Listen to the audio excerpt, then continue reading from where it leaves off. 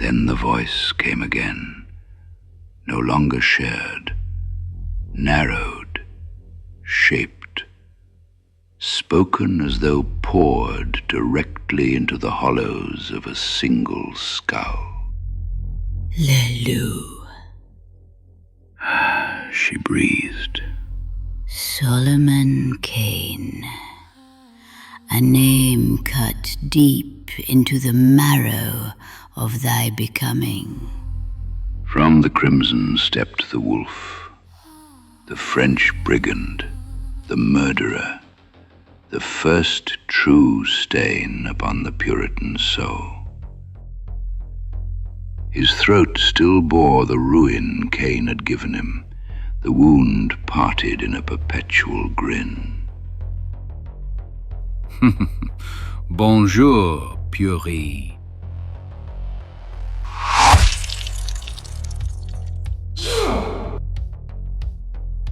The rapier moved before the word was finished.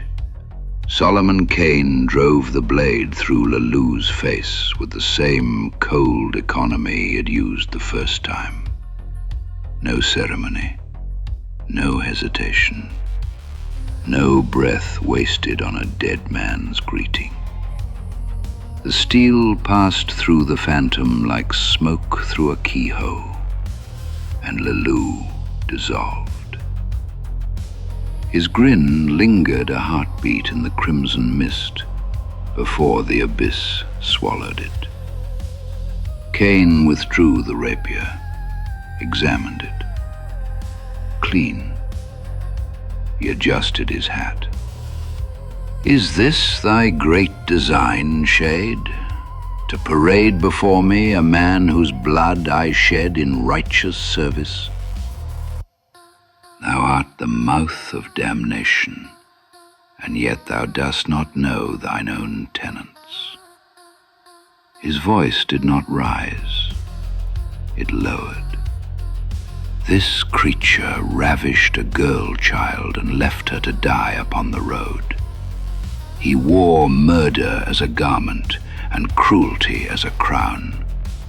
If thou art truly keeper of the damned, then this wretch should be burning in thy deepest furnace, never to surface, never to speak, never to grin again. He stepped forward into the space Lelou had occupied, claiming it. And yet thou bringest him before me, to stir guilt. Thou showest me my purpose, and namest it sin. The rapier returned to his side, unhurried. I sent him to thee. I would do so again. Every road, every league, every year of the hunt, I would arrive at the same blade stroke. For the first time in the abyss, Solomon Kane smiled. And if that displease thee, then thou shouldst have kept him hidden.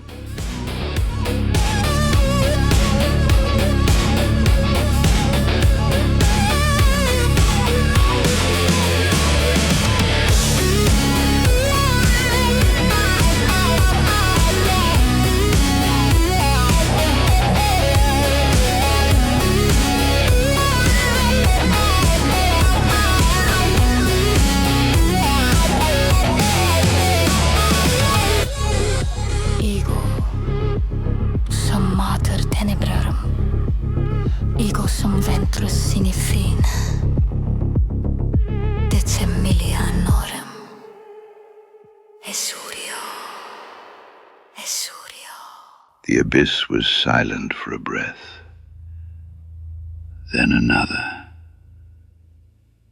Then the mother laughed, not the laugh of something wounded, but of something endlessly amused. Oh, Solomon, so ill-hearted, so quick to scold. The walls pulsed. The mist curled closer, warm, almost affectionate. Dost thou fault me for a jest? I have not had company worth jesting with for millennia. The damned are tedious, the demons duller still. Eternity grows monotonous. Her voice softened, conspiratorial.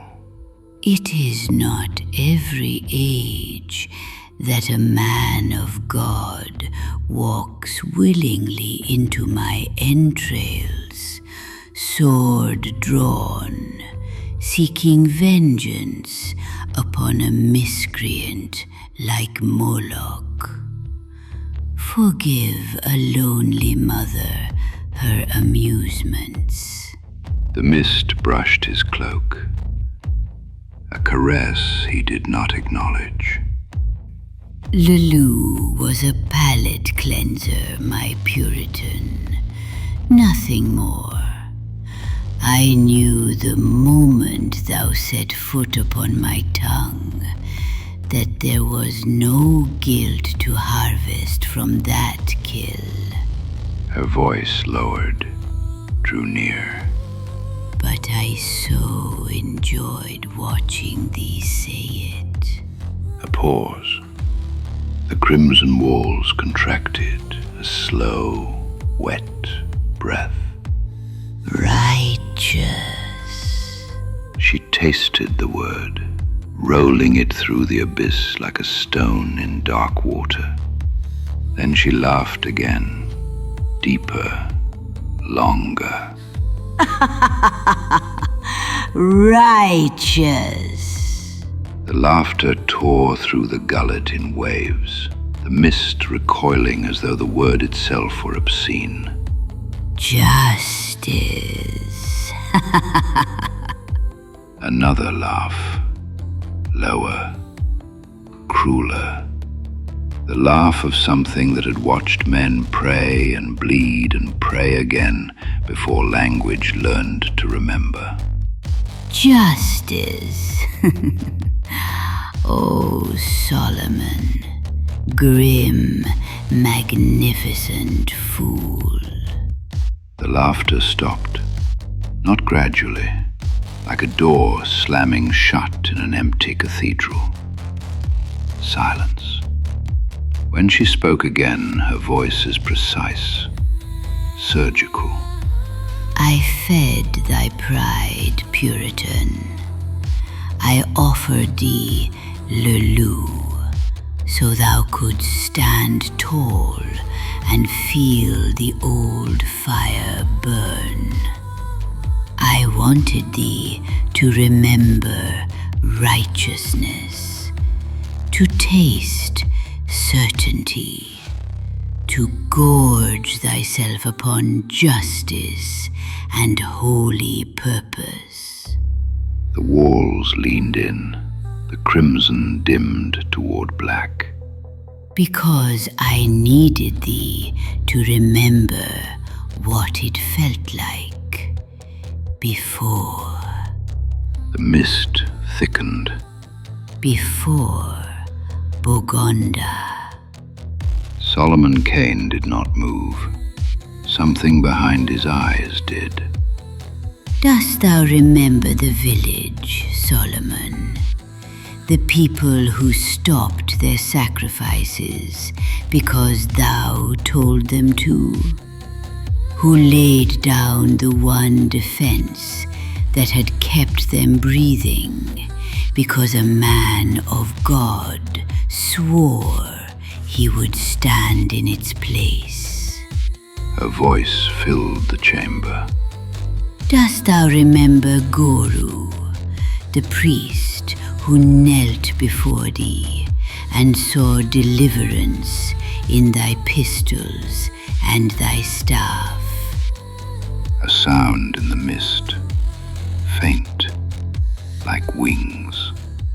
Dost thou remember Niella, the girl who fed thee with her own hands when thou wast too broken to lift thine own, who nursed fever from thy flesh and believed that God had sent thee. The sound grew vast, circling. Dost thou remember the night the wings came? How the people screamed thy name as the talons found them. How they cried to their God while their God stood with an empty pistol and watched the sky devour them. Kane's jaw tightened. The rapier trembled once. And dost thou remember what came after, when thou stood alone in the ruin of everything thy righteousness had promised? Her voice dropped to a whisper. Thou cursed the heavens, Solomon. Thou, the vessel of judgment. The walls pulsed. Not brigands, not demons. A village. Simple, frightened people who trusted thee, who stopped feeding their children to the dark because thou promised it would not come. And it came, and it ate them, and thou lived.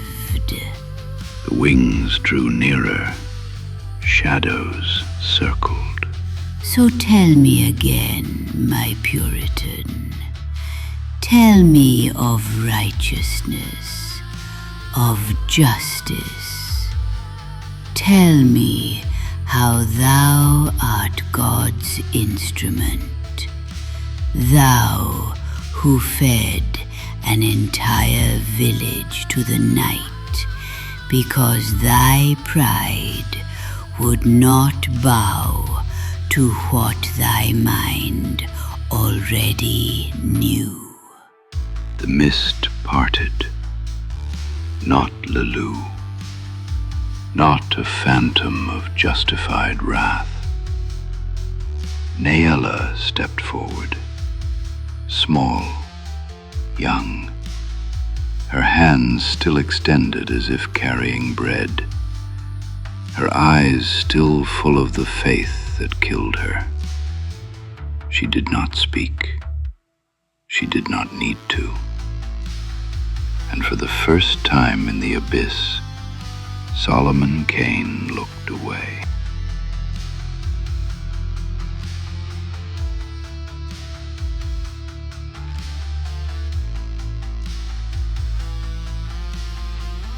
On the far side of the mother's architecture, Kane the Immortal walked alone. The walls were no longer hostile. They were intentional. Crimson deepened into a warmth too controlled to be comfort.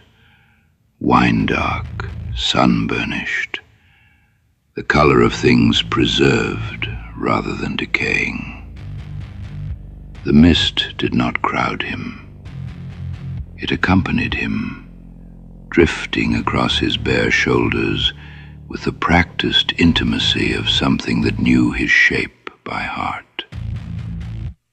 She did not speak at first. She resonated.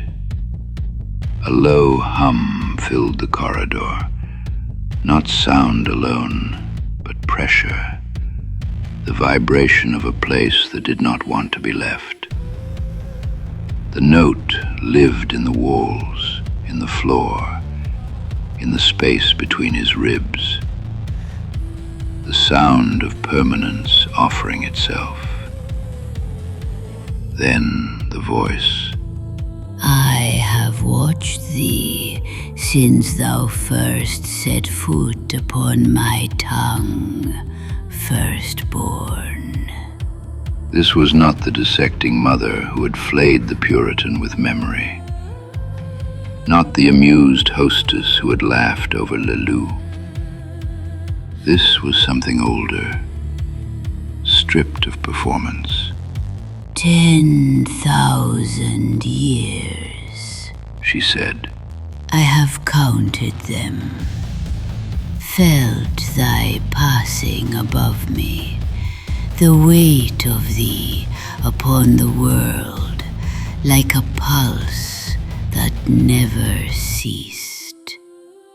Dost thou know how rare it is to feel one heartbeat for millennia and never once behold the face that bears it?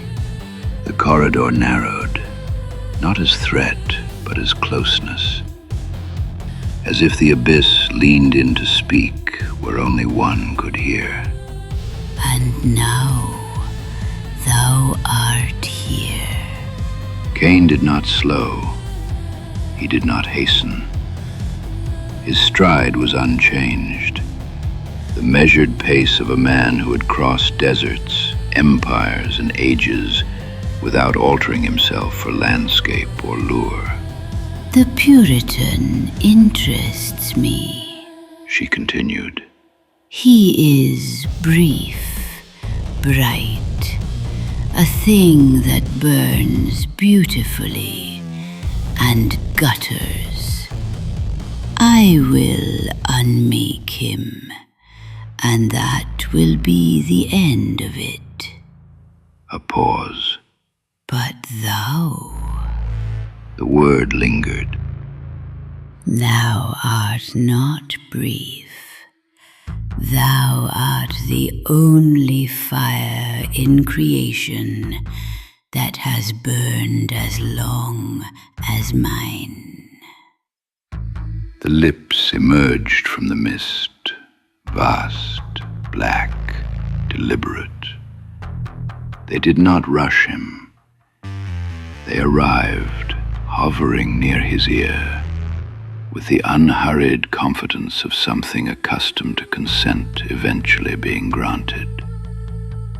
Warm breath followed, carrying not scent but memory, iron, salt, smoke, and beneath it the echo of a state Kane had not known since before the world learned to number itself.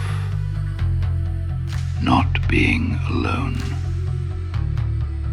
The tongue followed, not a lash, a claim. It traced the map of his scars with reverent patience, reading the scripture of 10,000 years carved into his flesh. Kane did not flinch.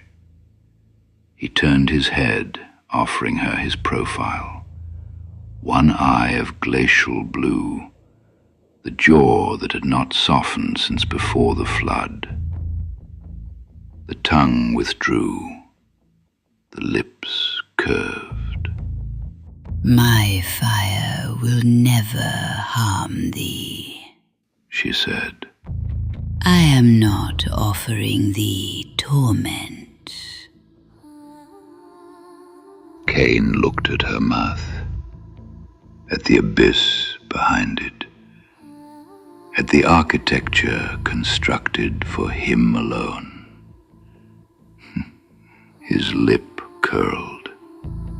So all this, he said, is desire dressed in finery. The lips did not freeze. They stilled. And when the mother answered, she did not bristle. She corrected him. Wrong, Firstborn. The corridor widened. The mist drew back, revealing a vista vast and motionless, an ocean without shore, ancient and undisturbed. I am not offering thee flesh. Flesh is beneath thee. I know what appetite means to one who has exhausted it until it rotted in his mouth. I know what desire means to a man who has taken every pleasure until pleasure itself became sickness. Her voice lowered, not pleading, not whispering, foundational. I am offering thee the thing thy violence was always reaching for and never found. A pause vast enough to be called eternity. Permanence. Kane's stride did not falter, but something behind it, the engine that had driven him across centuries without rest, hesitated.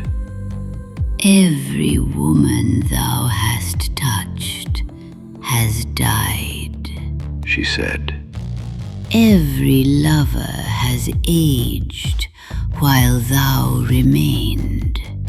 Every face thou hast memorized has turned to dust, then to nothing, then to silence. The space pulsed in time with his heart. I will not die in thy arms while thou liest awake, counting the moments afterward. The lips drew close again, not claiming, offering. Remain, not as prisoner, as equal. The only two in creation who will never be left behind. For the first time in 10,000 years, Kane the Immortal hesitated. Not in body, in will. Because the offer was real. She could give him what nothing else ever had. And for a moment hell would later measure with regret, he considered it. Then she said, "Let me kiss thee." And Kane understood. The mother of hell does not ask. The urgency was the tell. The blade moved, one cut, exact. The runic edge passed through the center of her tongue, splitting it cleanly, revealing the fork beneath. The truth she had always carried. "Kiss this," Kane said. The mother screamed, not in pain, but exposure. Ah, ah.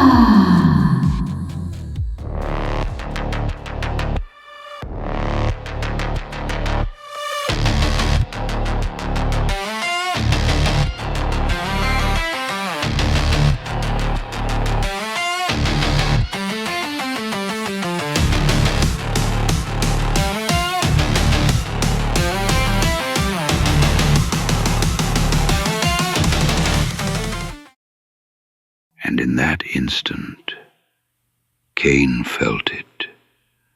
Through spirit sight older than rain, Moloch advancing, the Puritan breaking. The seduction had been a screen. Kane opened his eyes. "I despise that filth, Moloch." He spoke to her, not the demon. And thou, of all realms, movest to kill the one man who shook my hand. The words carried weight no heaven or hell could dilute. Too late, darling. He raised his left hand, not the sword hand, the other, the hand that struck Abel, the hand God marked and never unmade.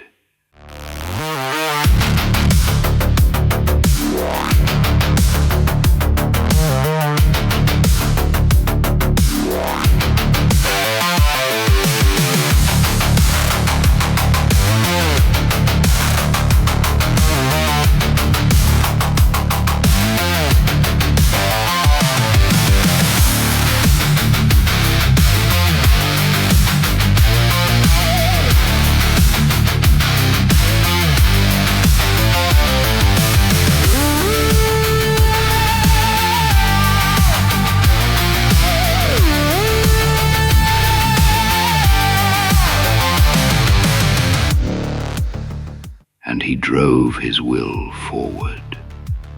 Not steel, not spellcraft as priests catalogue it. This was older, raw dominion, the pressure of a soul that had refused extinction for 10,000 years and learned how to lean its weight against reality until reality yielded. The black lips did not burst. They were annulled. They collapsed inward, crushed by an invisible force that folded smoke, flesh, and lie into itself, until the abyss's stolen mouth simply ceased to exist.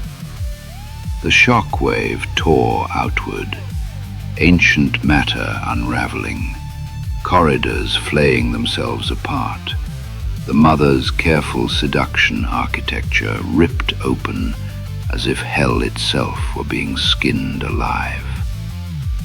Walls split, mist detonated.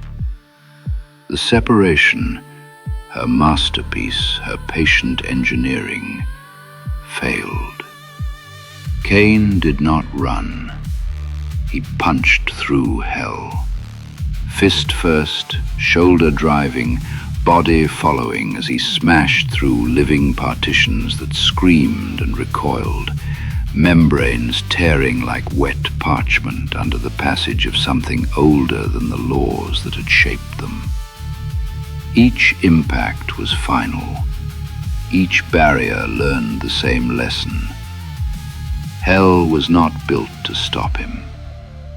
He had walked the earth before damnation learned how to organize itself. The abyss convulsed.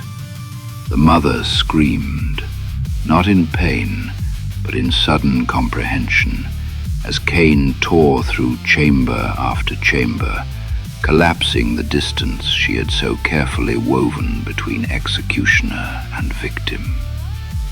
Then he broke through. The chamber burst open around him in a storm of ruptured flesh and boiling mist. Solomon Kane knelt at the center, bowed beneath a weight that had nearly broken him. Naella still stood there, bowl in hand, faith frozen mid-offering. Bogonda's dead clung to the air like rot. And behind Solomon, Moloch turned. Too slow. Kane was already there. Kane placed his hand on Solomon's shoulder. The hand that slew Abel. The hand that had held crowns, broken kings, and learned the cost of blood before language named it. That hand, open, unadorned, without mercy or comfort, rested upon the Puritan's bowed frame. And Kane spoke. Enough. Solomon did not lift his head. Hearken not unto the mother of lies. Kane spoke. hearken unto me.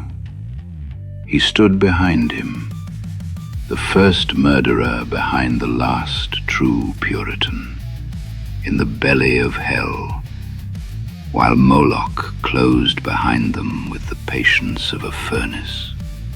She has fed thee thy failures and named them truth.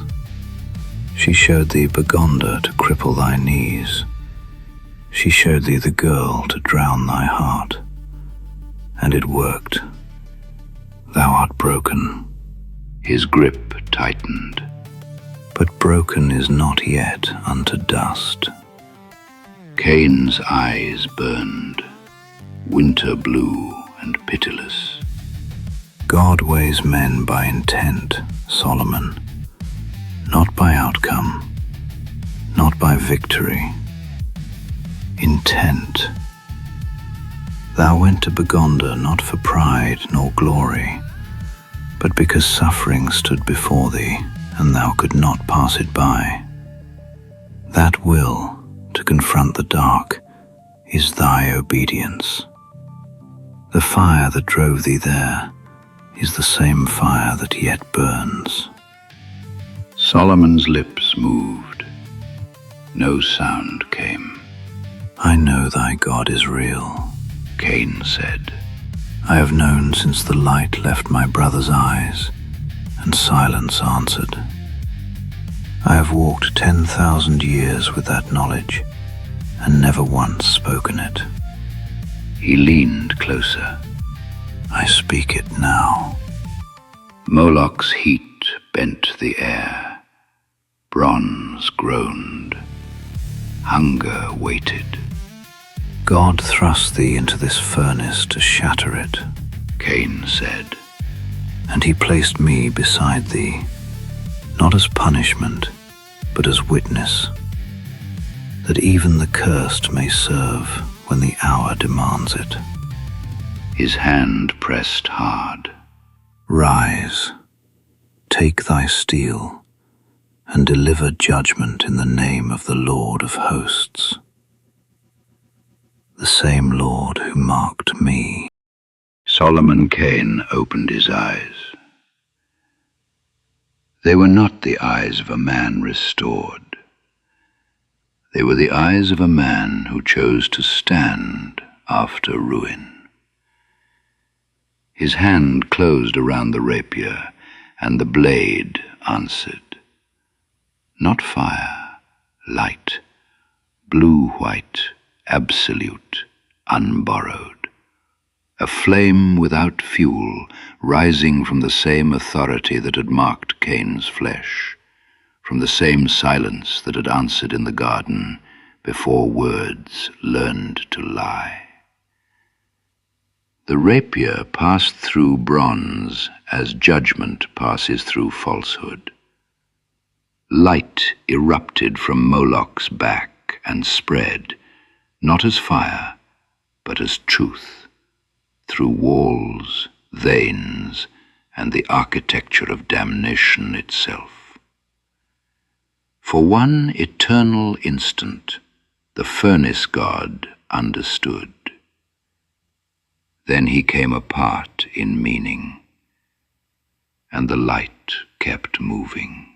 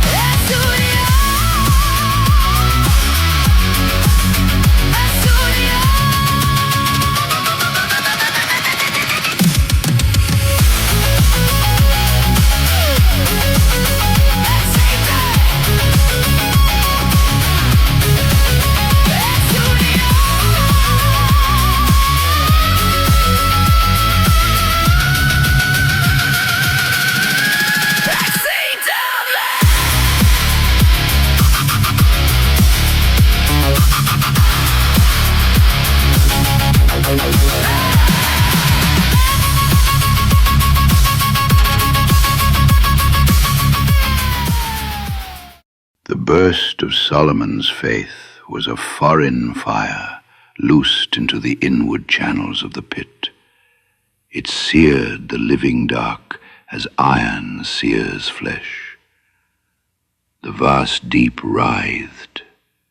Its stillness broke. Get out. Excite. Excite. Me.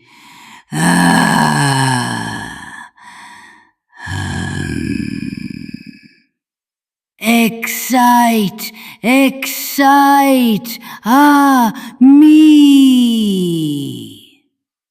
The voice of hell tore itself raw. Hunc dolorem, hoc vulnus, numquam obliviscar, abyssus meminit, abyssus expectat. The two Kanes were a contradiction in her womb, something she could neither swallow nor endure. With a convulsion that shook that lightless realm, the cold womb of the abyss revolted and cast them forth.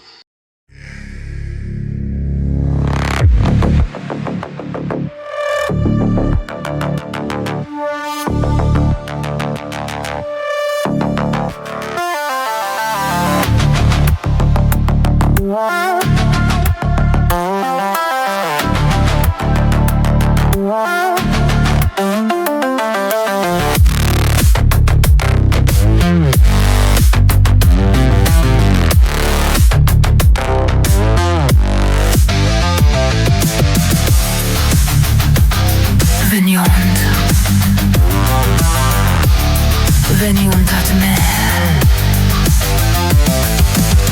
duo fili sanguinis, lupus albus, primus natus, in fauces meas descendunt.